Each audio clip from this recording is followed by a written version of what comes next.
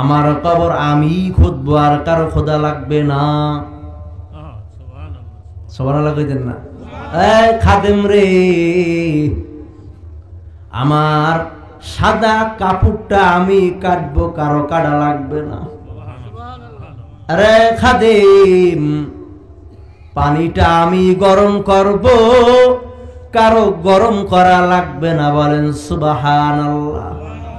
খাদেম রে, বাঁশ আমি কাটব, কারো কাটা লাগবে না। বলেন সুবহানাল্লাহ। সব কিছুই রেডি, কাপড় রেডি, পানিও রেডি। কবর আমি নিজেই খুঁজলাম, বাঁশটা আমিও কাইটা রাখলাম। মারা যাওয়ার সাথে সাথে 2-4 জন লোক ডাইকা গোসল করা দিবি।